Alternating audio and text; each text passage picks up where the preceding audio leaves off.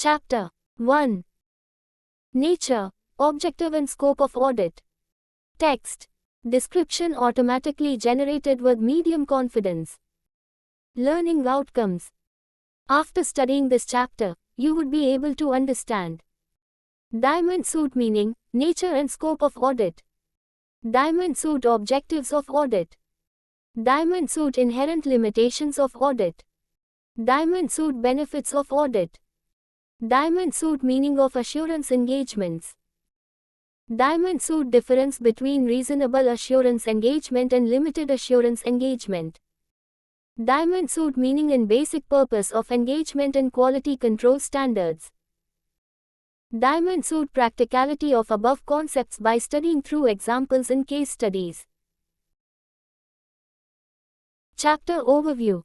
Audit. Meaning. Objective and scope. Need and benefits. Qualities of auditor.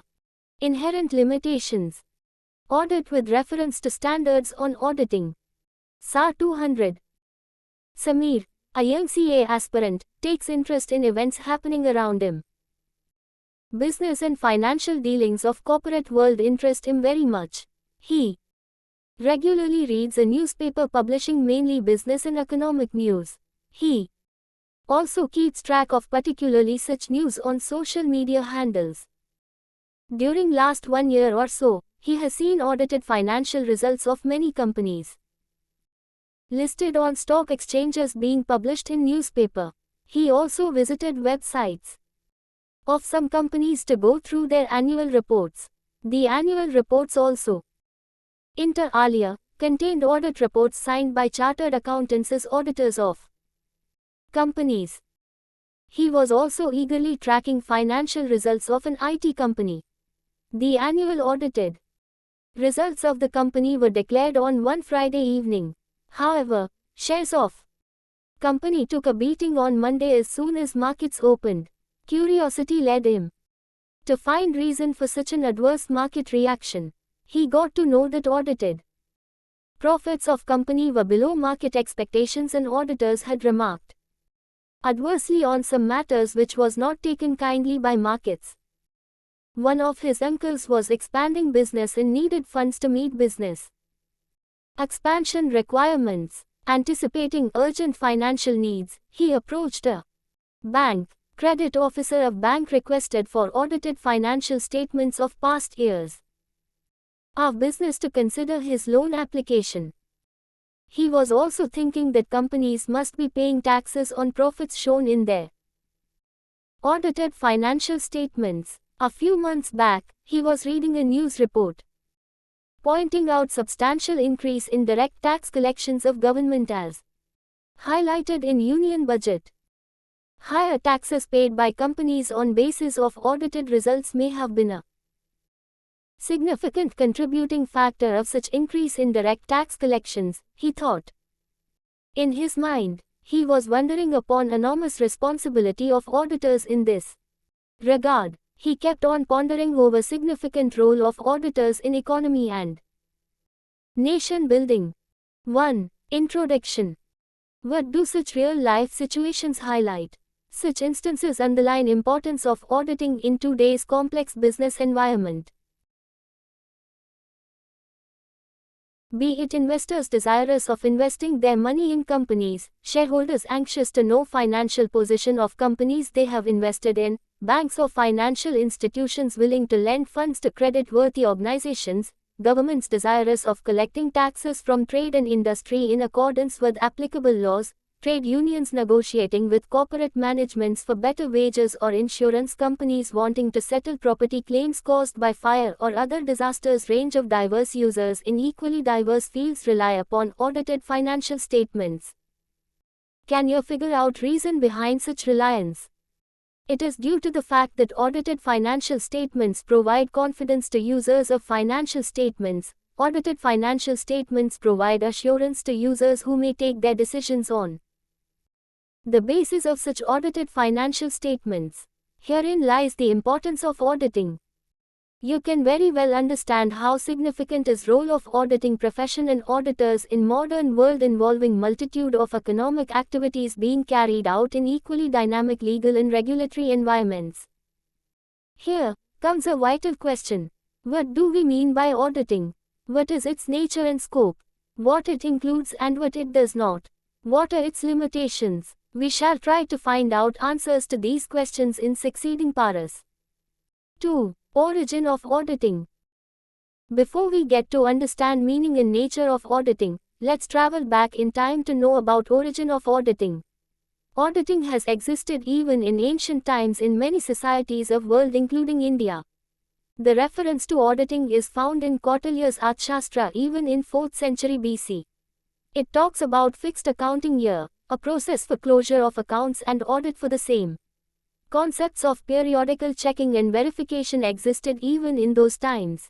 Even there are references in his monumental work to misstatements in financial statements due to abuse of power. Wasn't he far ahead of his times?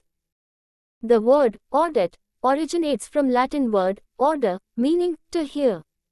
In medieval times, auditors used to hear the accounts read out to them to check that employees were not careless and negligent. Industrial revolution in Europe led to astronomical expansion in volume of trade and consequently demand of auditors. Coming to more recent history, the first Auditor General of India was appointed in British India in 1860 having both accounting and auditing functions. Later on, Office of Auditor General was given statutory recognition. Presently, Controller and Auditor General of India is an independent constitutional authority responsible for auditing government receipts and expenditures. The Institute of Chartered Accountants of India was established as a statutory body under an Act of Parliament in 1949 for regulating the profession of chartered accountancy in the country. 3. Meaning and nature of auditing. An audit is an independent examination of financial information of any entity, whether profit-oriented or not, and irrespective of its size or legal form, when such an examination is conducted with a view to expressing an opinion thereon. An incisive analysis of above meaning of auditing brings out following points clearly. Diamond suit audit is an independent examination of financial information. Independence, here, implies that the judgment of a person is not subordinate to the wishes or direction of another person who might have engaged him. The auditor should be independent of entity whose financial statements are subject to audit so that he can form an opinion without being affected by any influence. Independence increases auditor's ability to act objectively without creeping in of any biases. Consider, for example, a person who requests his brother, a chartered accountant, to audit accounts of his proprietary concern and issue a report. Can CA audit accounts of concern in which his brother is sole proprietor? No, he cannot. It is due to the fact that there would be no independence in such a case due to relationship by birth between CA and his brother. He would be subject to influence from his brother. Take another case where a CA has invested in shares of a company. Can he audit accounts of such a company in which he holds shares? The answer is resounding no. It is due to the fact that by holding shares of the company, his own self-interest gets involved. His own money is invested in the company and he may not be able to form judgment independently on the financial statements of the company. Diamond suit the entity whose financial information is examined need not necessarily be profit-oriented like in case of a business. It can be a non-profit organization like an NGO or a charitable trust. Audit can be undertaken in respect of any organization, be it a small, medium or large. Further, it can be conducted for any entity irrespective of its legal structure, i.e. such an entity may be a proprietary concern, a partnership firm, a LLP, a private company, a public company, a society or a trust. Diamond suit the purpose of audit is to express an opinion on the financial statements. Understand that preparation and presentation of financial statements of an entity is responsibility of management of entity. The auditor expresses an opinion on financial statements by means of written audit report. In doing so, he has to see that financial statements would not mislead anybody by ensuring that or the accounts have been drawn up with reference to entries in the books of account, or the entries in the books of account are adequately supported by sufficient and appropriate evidence, or none of the entries in the books of account has been omitted in the process of compilation, or the information conveyed by the statements is clear and unambiguous, or the financial statement amounts are properly classified, described and disclosed in conformity with accounting standards, and or the statement of accounts presents a true and fair picture of the operational results and of the assets and liabilities. Auditing provides assurance. Its basic nature lies in providing assurance to users, providing confidence to users of financial statements. Such an assurance lends credibility to financial statements. Audited financial statements provide confidence to users that financial information reflected in financial statements can be relied upon. 4. Interdisciplinary nature of auditing relationship with diverse subjects. Auditing is interdisciplinary in nature. It draws from diverse subjects including accountancy, law, behavioral science, statistics, economics and financial management and makes use of these subjects. Since audit of financial statements is concerned with financial information, a sound knowledge of accounting principles is a fundamental requirement for an auditor of financial statements to conduct audit and express an opinion. Similarly, good knowledge of business laws and various taxation laws helps auditor to understand financial statements in a better way in accordance with applicable laws. During course of audit, auditor has to interact with lot of persons for seeking information and making inquiries. This can be done only if one has knowledge of human behavior. Auditors use statistical methods to draw samples in a scientific manner. It is not possible for an auditor to check each and every transaction. So, use of statistical methods to draw samples for conducting audit is made. Knowledge of subject like economics helps auditor to be familiar with overall economic environment in which specific business is operating. Financial management deals with issues such as funds flow, working capital management, ratio analysis etc., and an auditor is expected to be knowledgeable about these for applying some of audit procedures and carrying out audit effectively. Besides, knowledge of financial markets comprised in study of financial management is expected from a professional auditor. Auditing and accounting. Auditing reviews the financial statements which are nothing but a result of the overall accounting process. Auditing in law. An auditor should have a good knowledge of business laws affecting the entity. Auditing in economics. Auditor is expected to be familiar with the overall economic environment of the client. Auditing in behavioral science. Knowledge of human behavior is essential for an auditor to effectively discharge his duties. Auditing in statistics and mathematics. Auditor is also expected to have knowledge of statistical sampling for meaningful conclusions in mathematics for verification of inventories. Auditing and data processing. EDP auditing in itself is developing as a discipline in itself. Auditing and financial management. Auditor is expected to have knowledge about various financial techniques such as working capital management, funds flow, ratio analysis, capital budgeting etc. Auditing in production. Good auditor is one who understands the client and his business functions such as production, cost system, marketing etc. 5. Objectives of audit. In conducting audit of financial statements, objectives of auditor in accordance with SAR 200, overall objectives of the independent auditor and the conduct of an audit in accordance with standards on auditing are to obtain reasonable assurance about whether the financial statements as a whole are free from material misstatement, whether due to fraud or error, thereby enabling the auditor to express an opinion on whether the financial statements are prepared, in all material respects, in accordance with an applicable financial reporting framework, and b. To report on the financial statements, and communicate as required by the SAs, in accordance with the auditor's findings. An analysis of above brings out following points clearly.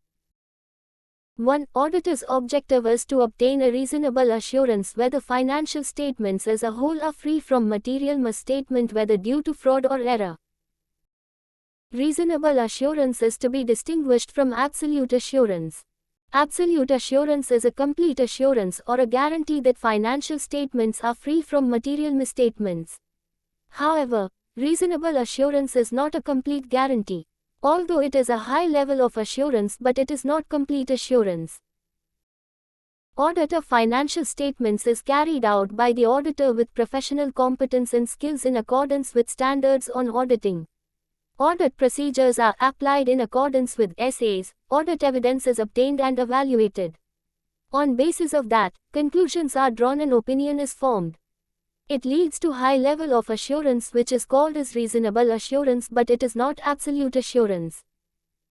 2. Misstatements in financial statements can occur due to fraud or error or both. The auditor seeks to obtain reasonable assurance whether financial statements as a whole are free from material misstatements caused by fraud or error. He has to see effect of misstatements on financial statements as a whole, in totality. 3. Obtaining reasonable assurance that financial statements as a whole are free from material misstatements enables the auditor to express an opinion on whether the financial statements are prepared, in all material respects, in accordance with an applicable financial reporting framework. 4. The opinion is reported and communicated in accordance with audit findings through a written report as required by standards on auditing. You would be studying about these in subsequent parts of this chapter. An overview of objectives of audit. Checkbox. Objectives of audit. Obtaining a reasonable assurance that financial statements as a whole are free from material misstatement due to fraud or error. Gaining a reasonable assurance leads to formation of opinion whether financial statements are prepared, in all material respects, in accordance with applicable financial reporting framework. To report on the financial statements. Reporting of opinion in accordance with audit findings. Communication of reporting. Reporting and communication in accordance with standards on auditing. 6. Scope of audit. What it includes. Scope refers to range or reach of something. The purpose of an audit is to enhance the degree of confidence of intended users in the financial statements. Users of financial statements may be shareholders, employees, customers, government and regulatory authorities, bankers etc. Enhancing of degree of confidence is achieved by the expression of an opinion by the auditor on whether the financial statements are prepared, in all material respects, in accordance with an applicable financial reporting framework. Applicable financial reporting framework means a framework adopted in the preparation and presentation of the financial statements that is acceptable in view of the nature of the entity and the objective of the financial statements, or that is required by law or regulation. For example, in case of companies in India, financial reporting framework is provided under Schedule 3 of the Companies Act, 2013. The following points are included in scope of audit of financial statements. 1. Coverage of all aspects of entity. Audit of financial statements should be organized adequately to cover all aspects of the entity relevant to the financial statements being audited. 2. Reliability and sufficiency of financial information. The auditor should be reasonably satisfied that information contained in underlying accounting records and other source data, like bills, vouchers, documents etc., is reliable and sufficient basis for preparation of financial statements. The auditor makes a judgment of reliability and sufficiency of financial information by making a study and assessment of accounting systems and internal controls and by carrying out appropriate tests, inquiries and procedures. 3. Proper disclosure of financial information. The auditor should also decide whether relevant information is properly disclosed in the financial statements. He should also keep in mind applicable statutory requirements in this regard. It is done by ensuring that financial statements properly summarize transactions and events recorded therein and by considering the judgments made by management in preparation of financial statements. The management responsible for preparation and presentation of financial statements makes many judgments in this process of preparing and presenting financial statements. For example, choosing of appropriate accounting policies in relation to various accounting issues like choosing method of charging depreciation on fixed assets or choosing appropriate method for valuation of inventories. The auditor evaluates selection and consistent application of accounting policies by management, whether such a selection is proper and whether chosen policy has been applied consistently on a period-to-period basis. Understand that financial statements of an entity are prepared on historical financial information basis. Historical financial information means information expressed in financial terms in relation to a particular entity, derived primarily from that entity's accounting system, about economic events occurring in past time periods or about economic conditions or circumstances at points in time in the past. For example, when purchases and sales are reflected in financial statements of an entity, these are examples of historical financial information. These are about transactions which have occurred in past. Since financial statements are prepared on the basis of historical financial information, it is logical that audit of financial statements is also based upon such historical financial information. Therefore, audit of financial statements is based upon historical financial information. 6.1 Scope of audit. What it does not include. Auditor is not expected to perform duties which fall outside domain of his competence. For example, physical condition of certain assets like that of sophisticated machinery cannot be determined by him. Similarly, it is not expected from an auditor to determine suitability in life of civil structures like buildings. These require different skill sets which may be performed by qualified engineers in their respective fields. An auditor is not an expert in authentication of documents. The genuineness of documents cannot be authenticated by him because he is not an expert in this field. An audit is not an official investigation into alleged wrongdoing. He does not have any specific legal powers of search or recording statements of witness on oath which may be necessary for carrying out an official investigation. Audit is distinct from investigation. Investigation is a critical examination of the accounts with a special purpose. For example, if fraud is suspected and it is specifically called upon to check the accounts whether fraud really exists, it takes character of investigation. The objective of audit, on the other hand, as has already been discussed, is to obtain reasonable assurance about whether the financial statements as a whole are free from material misstatement, whether due to fraud or error, thereby enabling the auditor to express an opinion. The scope of audit is general and broad, whereas scope of investigation is specific and narrow. An overview of scope of audit. Checkbox. Scope of audit of financial statements. Coverage of all aspects of entity relevant to the financial statements being audited. Reliability and sufficiency of financial information. Proper disclosure of financial information. Expression of an opinion on financial statements. X.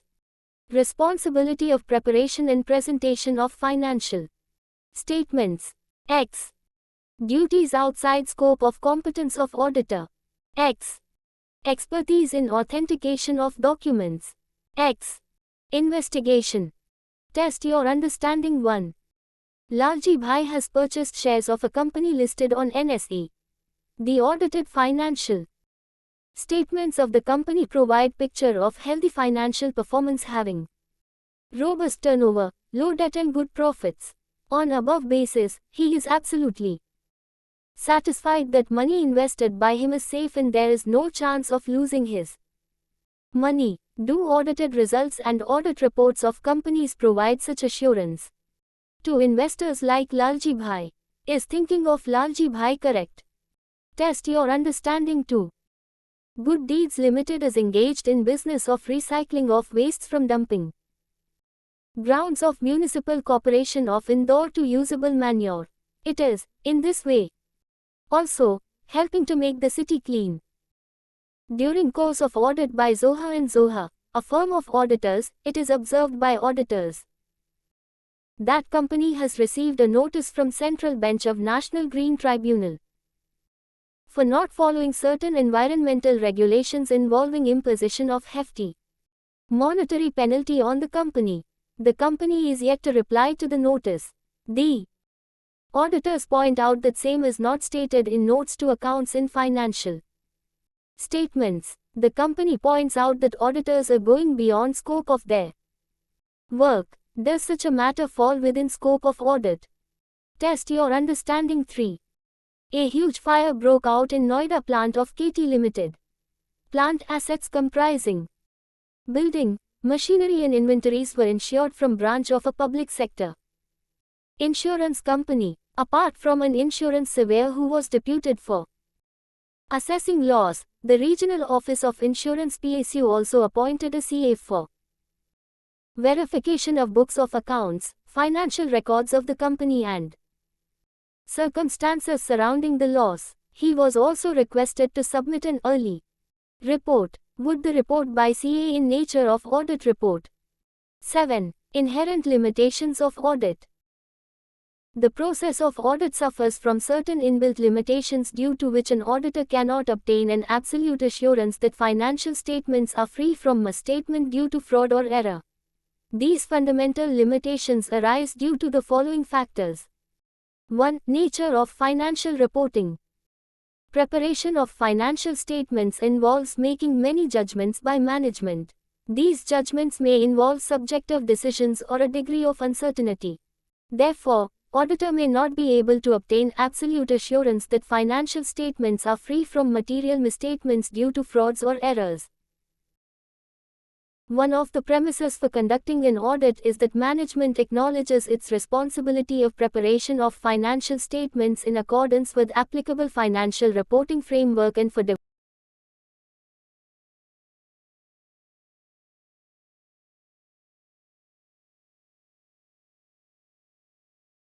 7. Inherent limitations of audit. The process of audit suffers from certain inbuilt limitations due to which an auditor cannot obtain an absolute assurance that financial statements are free from misstatement due to fraud or error. These fundamental limitations arise due to the following factors. 1. Nature of financial reporting. Preparation of financial statements involves making many judgments by management. These judgments may involve subjective decisions or a degree of uncertainty. Therefore, auditor may not be able to obtain absolute assurance that financial statements are free from material misstatements due to frauds or errors. One of the premises for conducting an audit is that management acknowledges its responsibility of preparation of financial statements in accordance with applicable financial reporting framework and for devising suitable internal controls. However, such controls may not have operated to produce reliable financial information due to their own limitations. Consider, for example, that management of a company has devised a control that all purchase bills should reflect stamp and signatures of an authorized person in goods receiving section of the company stating the date and time of receiving goods in premises. It is an example of internal control devised by the company to ensure that only those purchase bills are produced for payment for which goods have been actually received. Now, what happens if concerned accountant and authorized person in goods receiving section collude? It is a case of overriding of internal controls devised by the company due to collusion between two persons. Such a probable collusion is one of limitations of internal controls itself. 2. Nature of audit procedures. The auditor carries out his work by obtaining audit evidence through performance of audit procedures. However, there are practical and legal limitations on ability of auditor to obtain audit evidence. For example, an auditor does not test all transactions and balances. He forms his opinion only by testing samples. It is an example of practical limitation on auditor's ability to obtain audit evidence. Management may not provide complete information as requested by auditor. There is no way by which auditor can force management to provide complete information as may be requested by auditor. In case he is not provided with required information, he can only report. It is an example of legal limitation on auditor's ability to obtain audit evidence. The management may consist of dishonest and unscrupulous people and may be, itself, involved in fraud. It may be engaged in concealing fraud by designing sophisticated and carefully organized schemes which may be hard to detect by the auditor. It may produce fabricated documents before auditor to lead him to believe that audit evidence is valid. However, in reality, such documents could be fake or non-genuine. We have already discussed under section on scope of audit that an auditor is not an expert in authentication of documents.